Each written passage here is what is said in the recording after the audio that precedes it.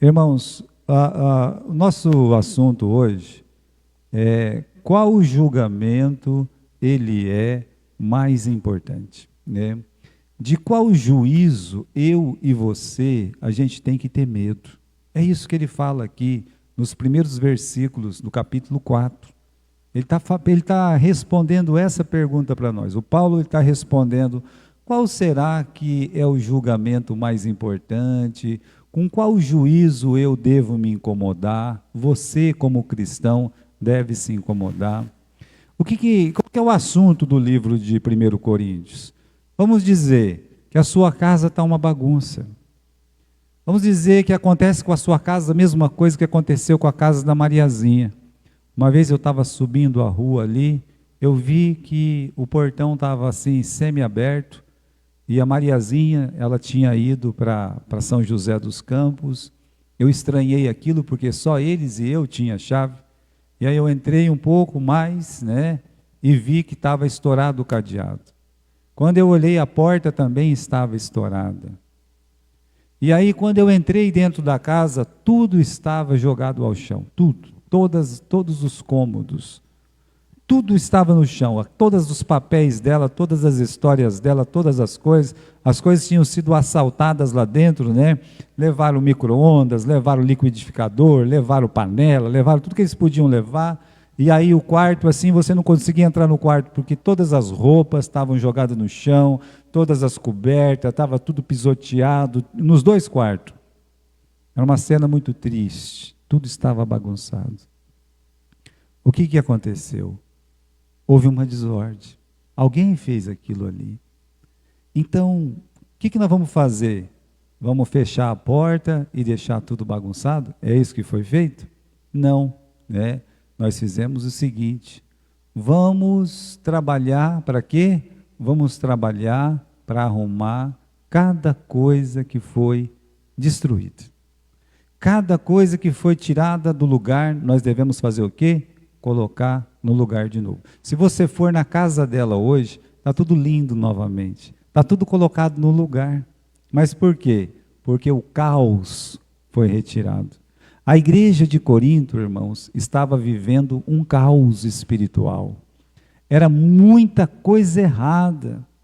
Paulo, ele menciona assim tanta coisa no livro de 1 Coríntios, e a gente lembra que a igreja de Jesus, nós falamos, em vez de falar a igreja de Corinto, Paulo podia dizer a igreja batista da fé. Mas não é só a igreja batista da fé.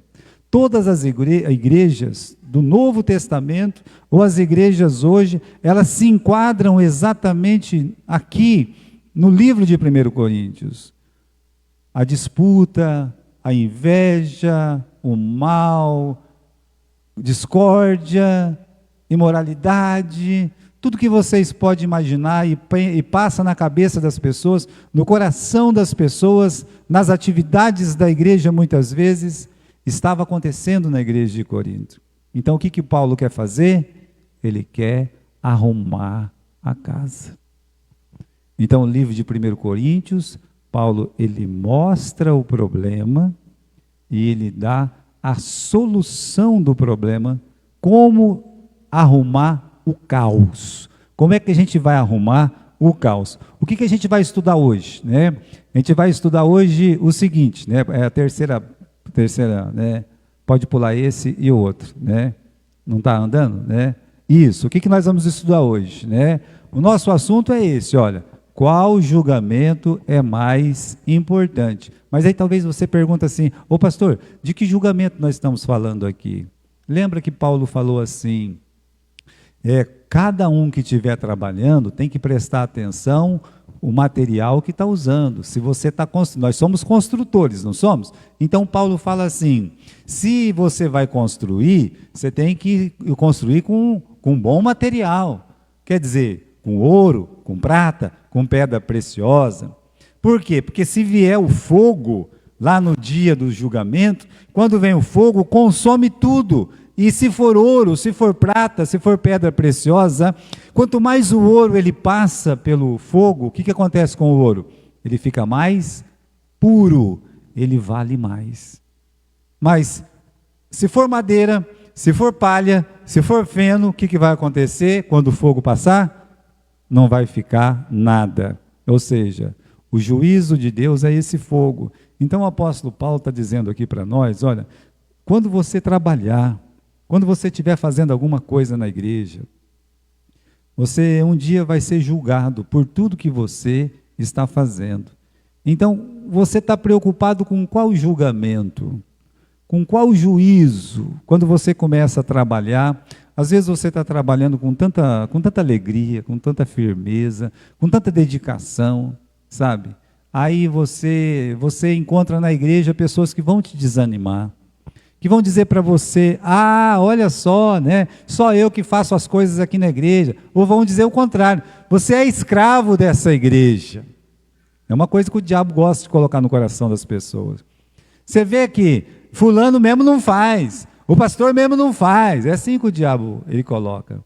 Aí você está sendo julgado por aquela pessoa que está dizendo, você é bobo, né? Você é bobo. Então, o apóstolo Paulo está querendo dizer para nós o seguinte: com qual conversa você vai se incomodar?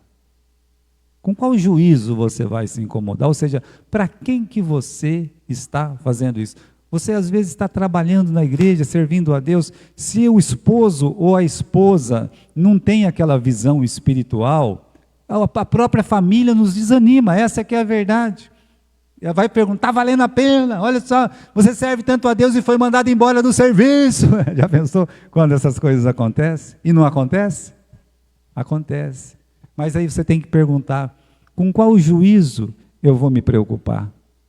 Com o que eu estou me preocupando? A resposta está nesses primeiros 5 versículos, irmãos. Por isso que é tão importante esse estudo aqui. O apóstolo Paulo começa dizendo assim no versículo 1, que os homens nos considerem como ministros de Cristo, ou seja, servos e mordomos, ou seja, despenseiros, nós, que, olha aqui, vamos ler o versículo 1, que os homens, vamos fazer uma exegese aqui, que homens, né? Seja as pessoas da rua, seja as pessoas na igreja. Sabe aquelas pessoas que estão na rua, vendo você vir para a igreja, vendo vocês para o culto, trazendo seus filhos, trazendo a sua esposa, ou vindo sozinho, se for o caso, mas vendo você vindo para a igreja, que ele está falando assim, que essas pessoas lá fora, ou as pessoas aqui de dentro da igreja, porque sempre tem aqueles que desanimam, que eles nos considerem o quê? Calma lá. Quem que é esse nós aqui? Paulo está falando, ele que foi o maior apóstolo de todos os tempos, está falando do Apolo, que foi um grande pregador, está falando de Pedro, que foi o grande apóstolo entre os 12 apóstolos escolhidos de Jesus. Ele está falando de gente grande, ele não está falando de um Gilberto da vida, ele não está falando aí de um pastorzinho qualquer não, ele está falando assim, que os homens nos considerem, ou seja, ele que para mim, meus irmãos, o maior missionário que esse mundo já teve. Eu quero que as pessoas me considerem o apóstolo Pedro como se fosse servo de Cristo. Aqui tem muita tradução que está escrito ministro. Alguma tradução está escrito ministro aí no versículo 1? Tem ministro. E servo, alguma tradução está escrito servos? Aí no versículo 1? Praticamente nós temos a mesma tradução, né? Aqui está dizendo aí, mas a palavra é servo, né? Ou seja, servos, dispenseiros, né? Agora, imagine o seguinte, como é que as pessoas estavam considerando Paulo, como é que as pessoas estavam considerando Apolo, como é que as pessoas estavam considerando Pedro? No capítulo 1, no capítulo 2 e no capítulo 3. Como é que eles estavam considerando Paulo? Eu sou o quê? De Paulo. O Paulo uma pessoa muito importante. Não, eu sou de Apolo. O que eles estavam considerando Apolo? Uma pessoa muito importante. Eu sou de Pedro, de Cefas, né? Estava considerando que Pedro fosse uma pessoa muito importante. Aí vem o próprio Paulo e diz, Paulo, o meu conterrâneo lá, o Pedro, o Apolo, nós somos servos de Cristo. dispenseiros das coisas de Deus. Veja, meus irmãos, acabou com a graça de todo mundo. Nós somos servos, nós somos dispenseiros, né? Mais uma pessoa para levar o evangelho. Agora veja como isso contradiz, meus irmãos, com o que o mundo pensa, né?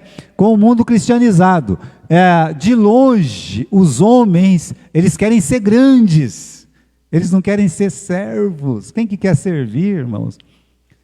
O que Paulo está dizendo não bate, sabe, a matemática não bateu, sabe, com aquilo que o mundo pensa, né? O mundo quer título, quer diploma, e essas coisas para Deus não tem valor nenhum. As pessoas na igreja hoje, elas querem ser grande, querem se aparecer. Eu não estou dizendo da nossa igreja, porque aqui nem tem espaço para isso, mas as pessoas gostam disso, elas são desafiadas a isso. Se você pensar, né, chega uma pessoa e fala, ó, se você trabalhar muito, eu vou colocar você como chefe aqui dessa turma. Aí aquela pessoa então começa a se matar dentro da igreja para se tornar um chefe, né? Por quê? Porque na verdade ela quer o cargo, ela não quer servir. Porque quem quer servir não está incomodado em título. Às vezes você vai num congresso de pastores, você vai num congresso de igreja, e isso é um dos motivos que eu não tenho desejo nenhum de ir. As pessoas, agora é o fulano que vai vir pregar aqui, né? Aí tem o fulano, chega lá na frente, aí alguém tá lendo o currículo dele. Fulano, diretor da escola, não sei do que lá. Foi doutor, não sei do que lá. Meia hora falando do que ele estudou. Chega lá, a pessoa fala uma bobagem. Quando, na verdade, isso eu aprendi, né, com o pastor João. Ele disse que ele estava num culto, e um pastor foi chamado para pregar. Foi dito assim, olha, agora nós vamos chamar aqui um grande servo do Senhor Jesus Cristo, né? Aí o pastor, coitadinho, ele saiu lá, isso foi lá nos Estados Unidos, ele saiu, ele foi lá para cima, pegou assim, né, olhou para eles todos, naquele tempo que não tinha nem microfone na igreja, e ele na sua já avançada idade, olhou para os olhos de todos e disse, meus irmãos, se uma pessoa na igreja é grande, ele não é servo. Não existe grande servo de Deus. Existe o servo de Deus. Isso contradiz o que nós temos hoje dentro das igrejas. Então, irmãos, para ser membro de uma igreja batista da fé, eu acho que esse pensamento de grandeza nunca vai funcionar. Se você precisa de elogio, se você precisa de todas essas coisas, né? Às vezes você vai acabar não encontrando tanto, no sentido que a gente está tão preocupado em trabalhar, em fazer algumas coisas, em contar uns com os outros, que eu acredito mesmo que a gente tem se considerado iguais aqui no trabalho e no serviço. Então, lembre-se disso, né? João fala do Diótrefes, lá na terceira carta de João. João escrevia para a igreja, o pastor lá, o Diótrefes, que não era nem pastor, mitidão lá, não deixava ninguém ler as cartas do João. Impedia. Aí o João fala assim, Diótrefes que quer ter entre vós a primazia, ou seja, ele queria mandar em todo mundo, ele queria ser só ele lá na igreja, então foi corrigido, né? Aqui... Coitado desse pastor batista, né? Então nós temos a história desse pastor batista que tinha vindo lá da Inglaterra, e naquele tempo não tinha Estados Unidos, era só colônia. Então não existia, era Nova Inglaterra, as colônias da Nova Inglaterra. E ele chegou no navio, e ele está lá com a família dele, mais alguns irmãos em Cristo. Eles foram para uma colônia, onde havia um pastor, que já tinha lá com a denominação dele, né? E ele chegou e disse assim, né? Quem que é o pastor? O pastor é aquele fulano lá, né? Ele foi atrás do pastor, né, para dizer, nós vamos morar aqui, nós queremos abrir uma igreja nossa aqui, né? Porque tudo estava começando, sabe? Eram os colonos americanos. Ele chegou lá e disse assim, bom dia, pastor. O senhor é o pastor que serve aqui, né? Aí o pastor olhou para ele e disse, não. Não, mas me falaram que o senhor que é o pastor. Não, eu sou o pastor. Mas eu não sou o pastor que serve aqui, eu sou o pastor que manda aqui nessa colônia. Olha a diferença. Então, irmãos, um pastor, ele não manda, ele serve. Vamos ler o versículo 1, para a gente nunca esquecer disso, né? Olha só, que os homens nos considerem o quê? Nos considerem como ministros, ou seja, servos e mordomos do mistério de Deus. O que é um pastor? O que é um missionário? Veja só, porque os apóstolos já morreram, não existe mais apóstolo.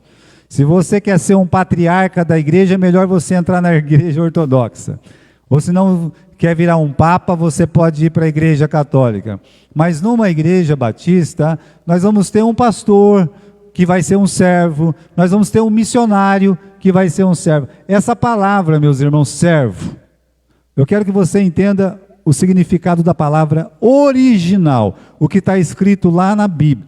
Quando a gente lê, quando a gente pega o Novo Testamento escrito na língua grega, e você começa a ler, e tem essa palavra, servo. A palavra original é upereta, parece nome indígena aqui, alguma coisa, né? Upereta, né? Upereta. É a junção de duas palavras, upo, né? Uma palavra grega que, quando é traduzida no português, é hipo, né? Hipotermia, você já deve ter ouvido falar essa palavra, usa esse prefixo, e a palavra ereço, né, que está traduzida em português direta, né, que significa remar. Então, o que significa o original dessa palavra? Antigamente, meus irmãos, os navios não tinham motor a combustão. E o motor era os braços, né?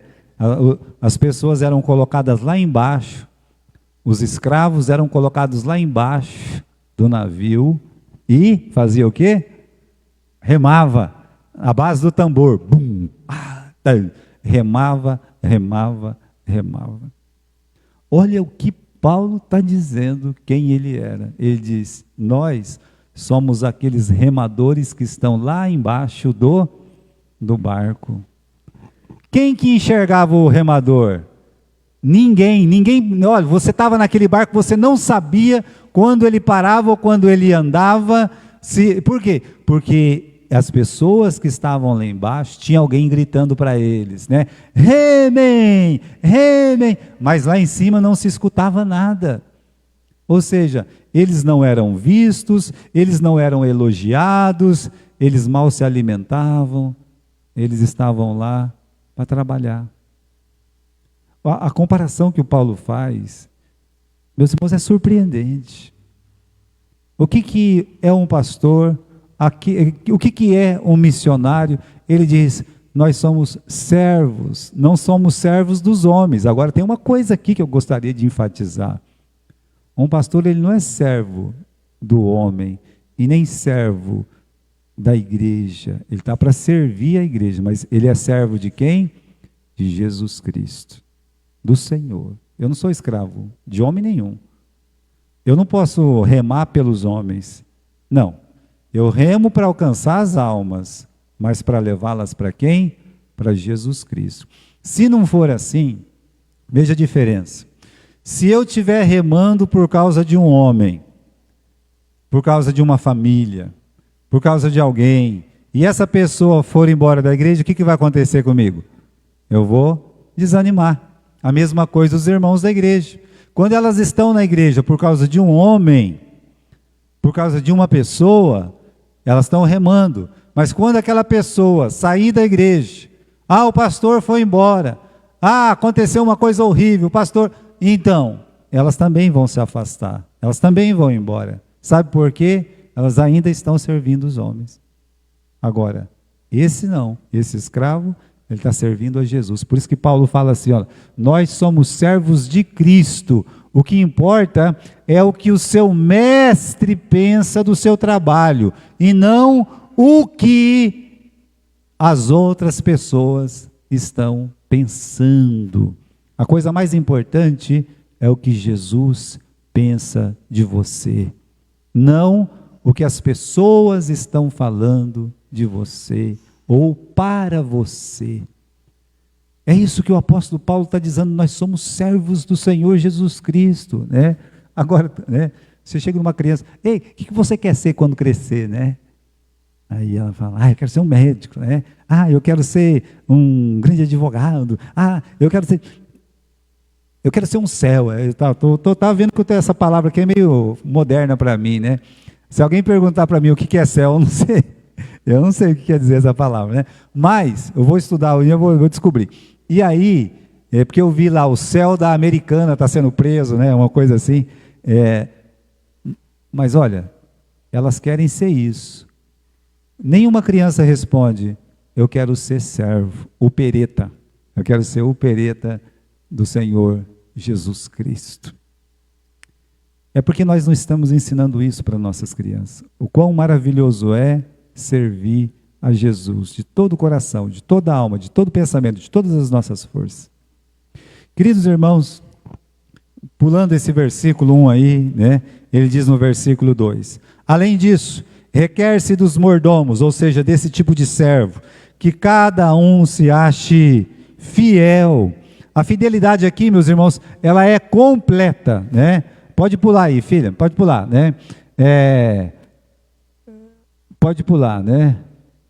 Tem mais um aí, né?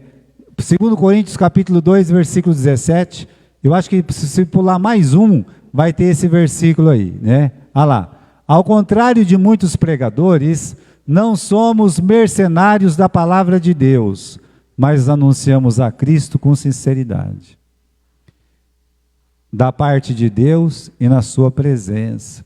Então, ele está dizendo assim, olha, eu sirvo a Deus com sinceridade, da parte de Deus, na sua presença. Eu não sou um mercenário da palavra de Deus.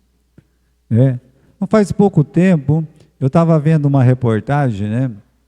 Aí alguém estava assim, acusando mesmo, e era, por ser um pastor, né? Mas estava andando num carro que custava quase 2 milhões de reais, né? E aí a pessoa fez uma comparação, né? Olha, ele colocou lá uma família da própria igreja que estava passando necessidade.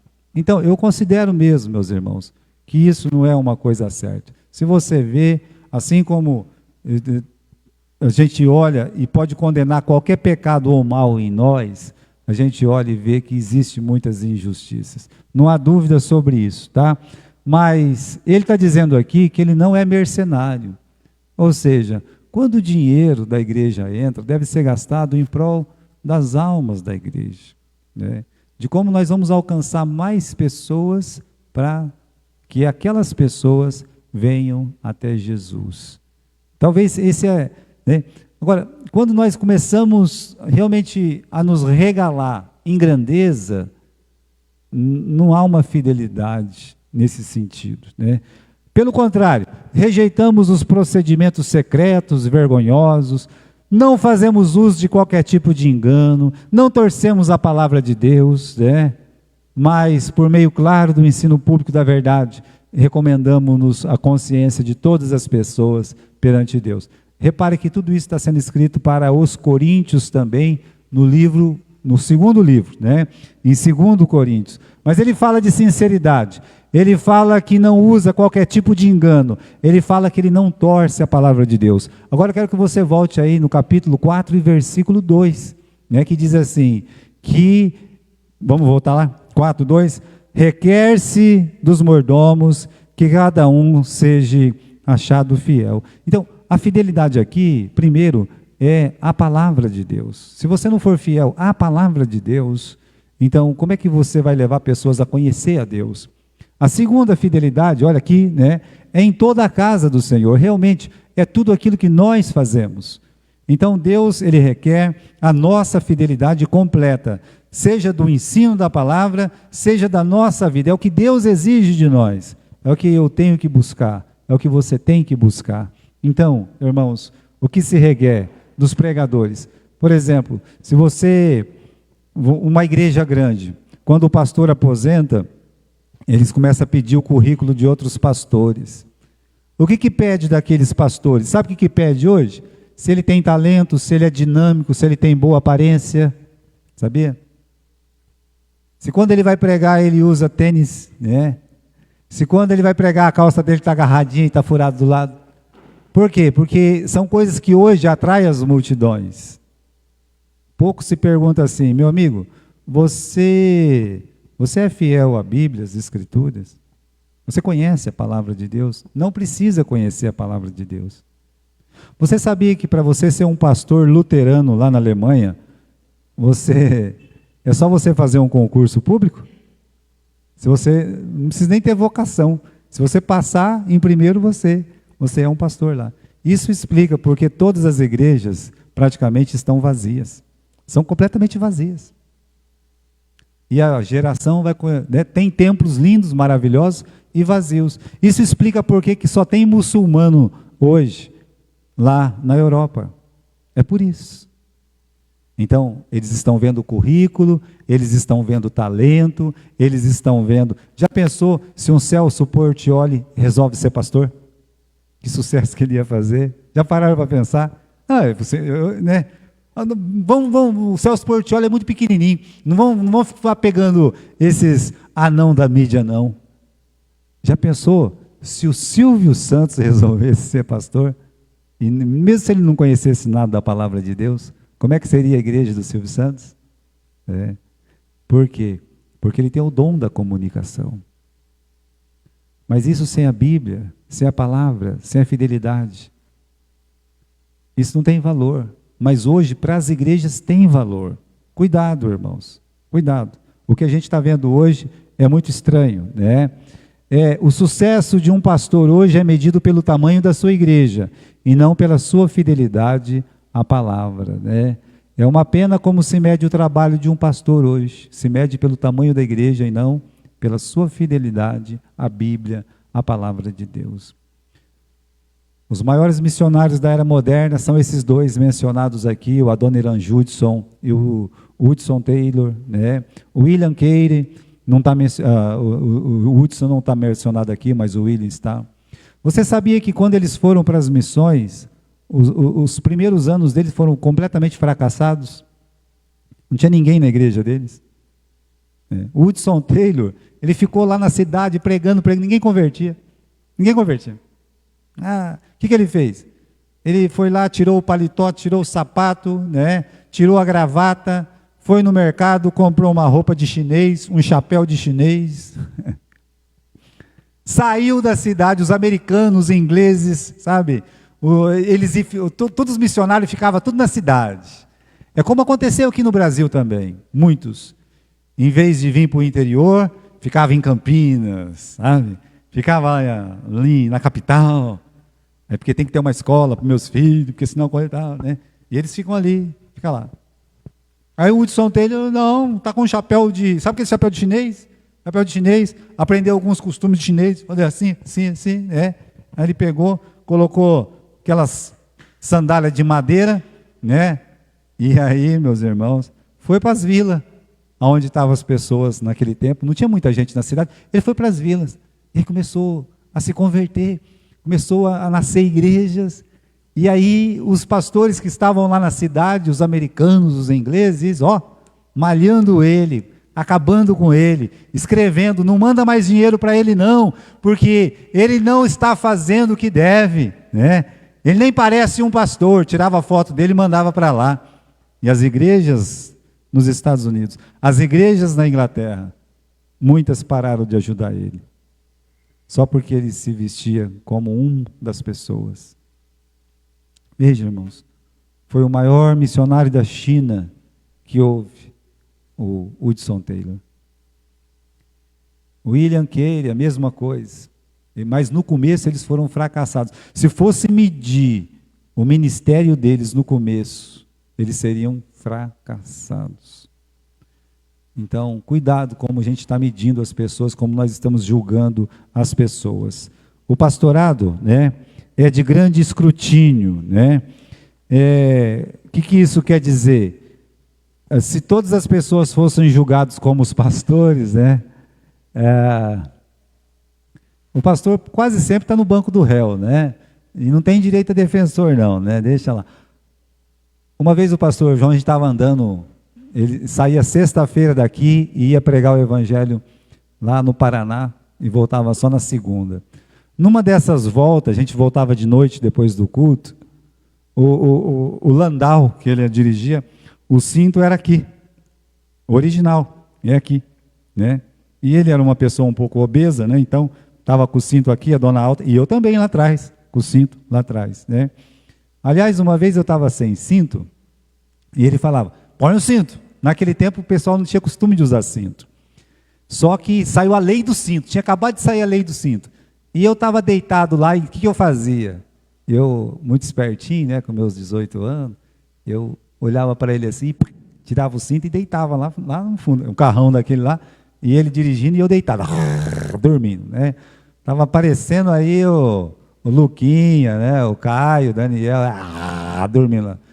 Quando eu acordei, eu estava com a cara inchada, caída no chão, assim, ele precisou frear porque acabou a luz do carro, e quando ele freou seco assim, eu, sem cinto, né, fui com tudo naquele banco de ferro lá, pá, acordei. Aí eu já estava com uma dor aqui, inchou tudo aqui, né, e ele olhou pelo retrovisor e eu com a cabecinha baixa assim, quietinho, nem falei ai, né, eu vou ficar quieto aqui porque vai vir uma bronca, né. Aí ele ficava olhando assim no retrovisor, ficava olhando. Que barulho que foi esse aí atrás, Gilberto? Né? Eu disse, eu não sei. Quando chegou na casa dele com a cara desse tamanho, ele falou assim, você estava sem cinto, né, moleque? Você estava sem cinto? É. Aí estava sem cinto, né? Aí vai lá, colocava aquele pedaço de carne assim no meu olho, assim. Ó, tá vendo, né? Mas um dia, o guarda parou ele. Documentos. É um carro enorme o Landau. E ele era um pouquinho gordinho, a mão não alcançava o porta-luva, se não soltasse o quê? O cinto de segurança. Então, quando ele parou, o camarada foi pedir o documento, ele soltou o cinto por baixo assim, né? E foi pegar. Aí deu o documento, o homem olhou para ele e disse, o senhor não está usando o cinto de segurança. Não, mas eu estava usando o cinto. Não, o senhor não estava. Não, eu estava. Não, o senhor não estava. Aí, multando ele, né? Aí ele falou assim, eu gostaria que o senhor tivesse comigo, com os bandidos, a mesma dureza que o senhor está tendo comigo. Aí ele levou outra multa. Mas ele falou isso. Aí eu falei assim, ai meu Deus do céu, né? Ele era bravo, né? Mas ele estava certo, coitado. Foi uma injustiça muito grande que fizeram com ele aquele dia, né? Irmãos, o pregador ou o pastorado é de grande escrutínio, mas fique calmo quando você for julgado por outras pessoas. Eles julgam, o ministério ele é julgado de todos os jeitos, de todas as formas que você pode imaginar. É por isso que a maioria desiste do ministério. Esse é o motivo. Seja porque há uma crítica muito forte, ou seja porque quando ele erra, então ele já não presta para mais nada e desiste. Aí, veja o que o apóstolo Paulo está dizendo aqui no versículo 3. Todavia, a mim, muito pouco se me dá de ser julgado por vós. Tem uma tradução que fala assim, é uma coisa pequena ser julgado por vós. Alguém tem essa tradução? É uma coisa pequena ser julgado por vós? Ninguém tem. Aí ele diz assim mais, né? Ou por algum juízo humano, ou por pessoas fora da igreja. Ele está dizendo, para mim, é uma coisa pequena ser julgado por vocês, ou ser julgado por gente de fora da igreja. Aí ele coloca no versículo 3, lá no final, eu mesmo, a mim, eu não me julgo, né? Da onde que vinha tanta segurança disso aqui, né? Na verdade, irmãos, ele explica no versículo 4, porque em nada eu me sinto culpado, né? Mas ele explica no fim, ele diz assim, porque quem me julga é o Senhor. Eu acredito, irmãos, que é uma parte muito importante para a gente estudar aqui. O pastor, o ministro, você professor de escola dominical, você irmão que vem na igreja, você não está isento de críticas. O pastor está isento de críticas, olha o que está escrito aqui, pode pular, Bruna, né? O pastor não está isento das críticas. A boa crítica sempre é construtiva, quando é feita em amor, desejando o crescimento do pastor, da igreja. É sempre bem-vinda a crítica. Ela é boa, ela é importante. Eu tinha um amigo, ele chamava Reginaldo. Aí a gente ia sair um dia, né? Aí ele dizia, não, você não pode ir desse jeito aí, né? Eu digo, mas o que está de errado comigo aqui, né? Ele diz, mas rapaz, né? Ó, do jeito que você está colocando essa camisa aí, falo, não, que isso, rapaz, não. Põe por dentro da calça esse negócio aí, né? Você não tem uma cinta? Ah, vê se seu irmão não tem uma cinta aí, tal. Coloquei uma cinta, uma bonitinha. Vem cá, né? Pegou um pente, pegou meu cabelo era um cabelo meio arrupiado, assim, jogou de um lado, jogou do outro, tal, né? Ele falou assim, agora vamos já. Eu acredito que ele fez a maior crítica, né? Depois eu entendi, é por isso que as meninas tudo gostam dele. Ninguém gostava da gente, gostava dele, né? Mas veja que houve uma construção.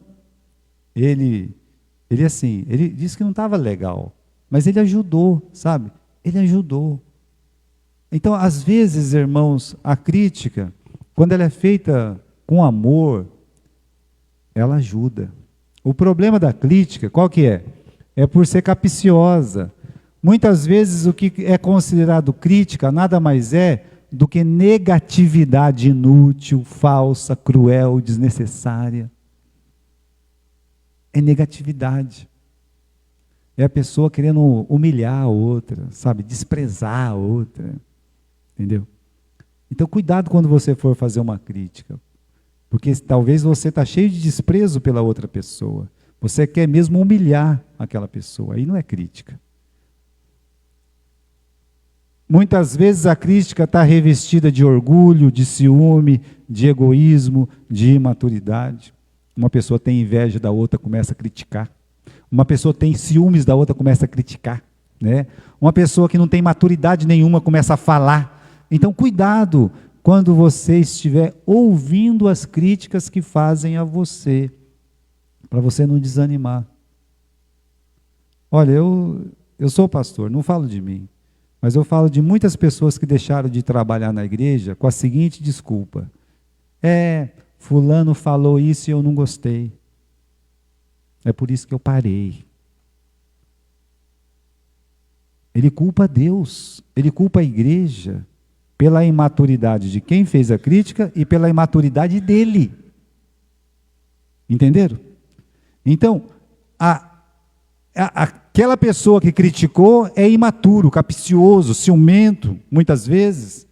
Mas aquela pessoa que recebeu a crítica, ela também é imatura. Ela não está preparada. E aí, é por isso que eu parei. Vai culpar Deus. Quem tem que pagar a conta da imaturidade dele é Deus, é a igreja, é isso. Então, irmãos, como é que nós devemos nos comportar diante das críticas? Jamais ignore. Só que vendo-as como pequenas, aí é que está a interpretação do versículo 3. Que ele diz assim, para mim é uma coisa pequena, é muito pequeno ser criticado por vocês. Pastor, ele nem se importa com as críticas. Não, ele não está dizendo isso. Leia o final do versículo 4. Quando ele diz o quê? No final do versículo 4, o que importa é ser julgado por quem? Pelo Senhor. Ele não está dizendo que o que os irmãos pensam não interessa. Ele não está dizendo que aquela irmã que ama ele, que corrigiu ele, não interessa. O que ele está dizendo é que, comparado com o que Deus pensa, comparado com o que Deus julga, comparado com o que Deus quer, é uma coisa muito, muito pequena. Já pensou que aquele irmão que falou assim, ou aquela irmã que disse assim, o fulano me criticou e eu não vou fazer mais. Já pensou se ele ou ela dissesse, olha, o que a pessoa falou é muito pequeno em relação ao que Deus, Ele tem para mim, o que Deus pensa de mim. e o que Deus quer que eu faça. O que ele está falando é muito pequeno perto do trabalho que eu faço na igreja. O que eu faço na igreja é muito mais importante aos olhos de Deus do que essa crítica que está sendo feita. Quantas pessoas deixariam de fazer o trabalho de Deus? Fala para mim, quantas? Nenhuma, meus irmãos, deixaria. É o que Paulo está dizendo. Veja como é profundo esses 5 versículos. Sobre o que importa é o juízo de Deus, é o que Deus pensa. Irmãos, olha, alguém disse, esse final aqui, se não for assim, é certo que você vai abandonar, né? Alguém disse, se você nunca quiser receber nenhuma crítica, então fecha sua boca, não diga nada. Não faça nada e não seja nada. Eu não quero ser criticado, então não faz nada, não diga nada, tá bom? Acabou, fica lá, sem fazer nada. Mas se você decidir liderar e pegar a bola, correr para o campo, você vai ser atingido. Fato. Se você estiver na igreja, varrendo o chão, você vai levar uma bolada, pá! Você vai levar uma canelada, pá! Num jogo de futebol, o irmão Adão entende de jogo de futebol, correto, irmão Adão? Eu considero que o senhor entende, né? Quem é que leva mais canelado num jogo de futebol, irmão Adão? Quem que é mais canelado lá? O atacante que está jogando melhor. Eu estou mentindo para vocês? O que joga melhor é o que vai estar mais atingido em campo. O Neymar, o Caicai, né? Mas às vezes ele não cai porque ele quer, eles derrubam.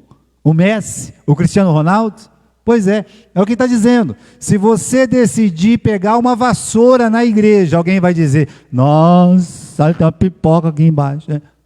Pois é, para te magoar, para dizer, ó, você não varreu. Já aconteceu aqui na nossa igreja. Ah, pastor, eu não vou mais. Por quê? Não tem jeito. As pessoas ficam falando e tal. É duro, mas é a verdade. Se é eu, aí que eu varro mesmo. Me deixa uma pipoca só de pirraça. Eu vou deixar uma pipoca para barata aqui, ó, tá? Verdade. Você tem que decidir quem é que vai julgar o seu trabalho. Porque senão você vai desistir facilmente. Já pensou se o atacante... Agora aqui, se o atacante, o Juvenal, na primeira canelada que eles der nele, ele parar de jogar, ele está certo em fazer isso? Desistir na primeira? Não, não pode. Vamos continuar, vamos levantar. Até quem se machuca leva 6 meses e volta a jogar bola. Meus irmãos, enquanto você for criticado, pergunte se há alguma verdade. Alguém disse, se a crítica não for verdadeira, ignore. Se a crítica deriva da ignorância, sorria, que às vezes a pessoa nem sabe o que está falando, né? Agora, se a crítica for verdadeira, aprenda com ela. Aprenda. Mas o erro é meu. E aí? Vai parar? Vai desistir? Não, eu estou dizendo que o erro é meu. Mas quem julga o meu trabalho é Deus.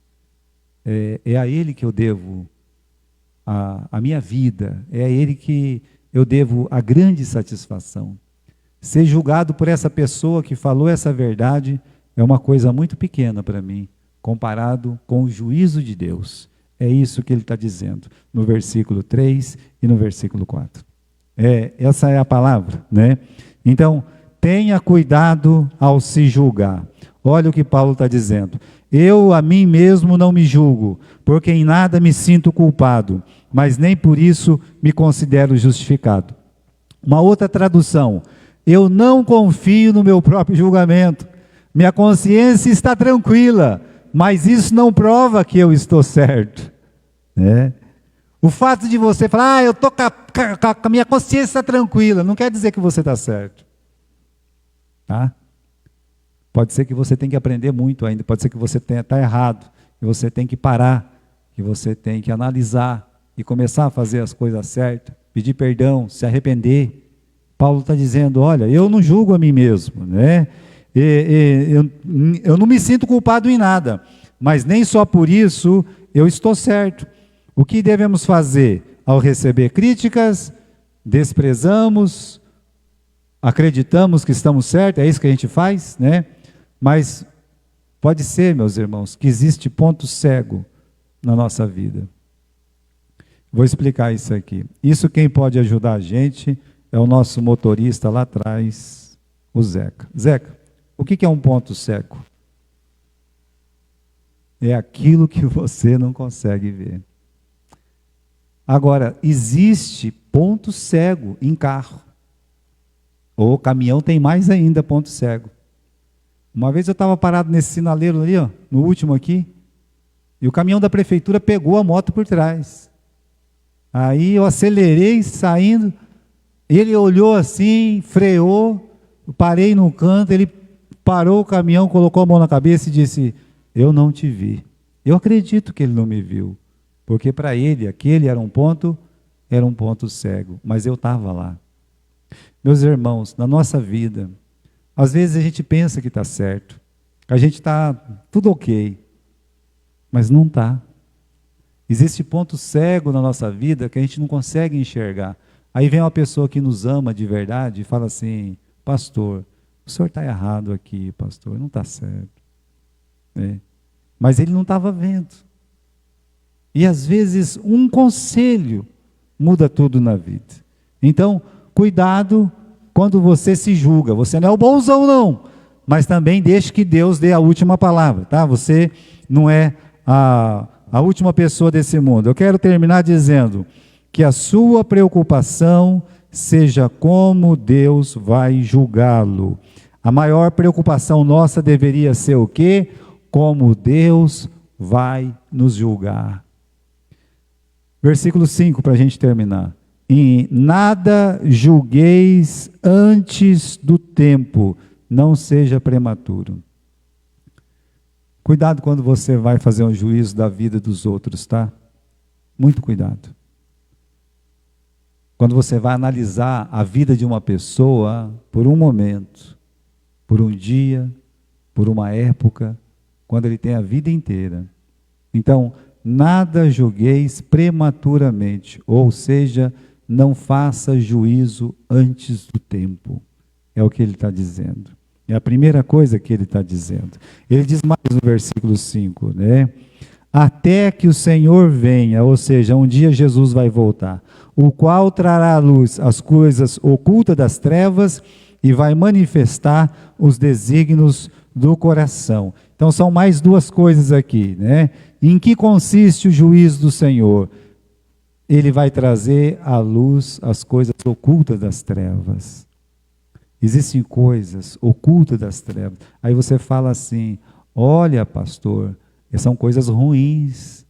São também, são coisas ruins que cada um de nós às vezes cometemos. Mas existem muitas coisas maravilhosas que estão sendo feitas e nós não estamos enxergando. Elas estão ocultas das trevas. Existem pessoas trabalhando fielmente e nunca vão ser elogiadas. Está oculto aos nossos olhos. Mas Deus, Ele vai trazer esse trabalho que está oculto. Ou essa obra má ou boa vai ser revelado porque está oculto. A segunda coisa é que Ele vai manifestar os desígnios do coração, ou seja, a nossa motivação. Se eu estava fazendo para se aparecer, para levar vantagem, ou eu estava fazendo porque eu amo a Jesus, isso também vai aparecer. Não é só coisa boa ou ruim. É se aquela coisa boa que estava sendo feita era para a glória de Deus ou para a minha própria glória. Como é profundo esses 5 versículos. Agora, finalmente, né? Quem vai nos recompensar? Olha o final do versículo 5. E então, cada um receberá de Deus o quê?